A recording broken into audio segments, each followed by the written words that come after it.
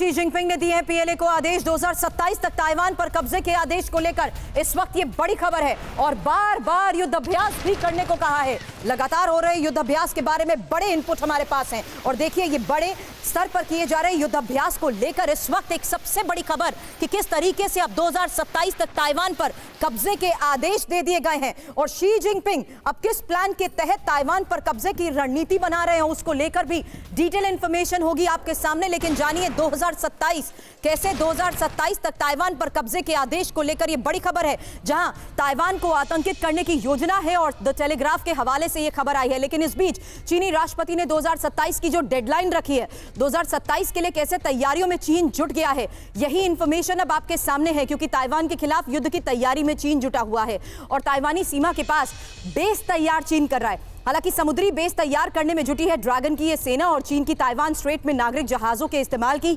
योजना को लेकर भी बड़ी खबर है। सैनिकों और युद्धक वाहनों को ले जाने के लिए भी नागरिक जहाजों का उपयोग किया जा रहा है। यानी सुधाकर सर, एक बड़ी तैयारी चीन की अब हो चुकी है, जिसके तहत अब डेडलाइन रखी गई है 2027। बिल्कुल सुरभि, ये बहुत अच्छा मुद्दा आपने उठाया है।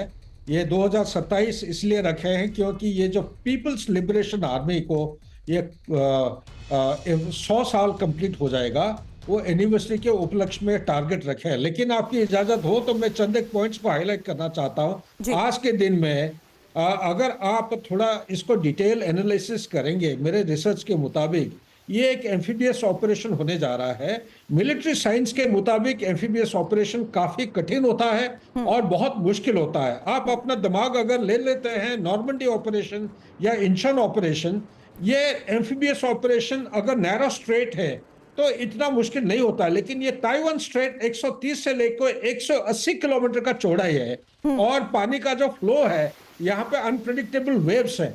तो ये जो गैप है, इस गैप में इनको प्लानिंग, प्रिपरेशन, रिहर्सल और उनका जो beach head embarkation headquarters, beach head selection और द ताइवान का जो ज्योग्राफी है, ये geography does not give a very easy access into Taiwan. Taiwan का पश्चिम की जो कोस्ट लाइन है ये थोड़ा लो लाइंग है और this is 1/3 of the total area. लेकिन जो पूर्व तरफ जो कोस्ट लाइन है ये सारे क्लिफ्स हैं, तो यहाँ पे बीच हेड एस्टेब्लिश करना बहुत मुश्किल होगा, माउंटेनियस टेरेन है। तो मेरे ख्याल से आज के दिन में चाइना का काबिलियत को मद्देनजर रखते हुए एज ए मिलिट्री जनरल मैं ये नहीं कह पाऊंगा कि 2027 तक ये एक्चुअली यकीनन उसको कैप्चर कर पाएंगे या नहीं। बहुत बड़ा सवाल एक मेरे मन में आ रहा है। Back to you Surbhi. बिल्कुल सर, लेकिन इसी तैयारी को, चीन की इस तैयारी को देखकर ताइवान की भी अपनी तैयारी और उस तैयारी के तहत ही ताइवान अमेरिका से भी लगातार संपर्क में है।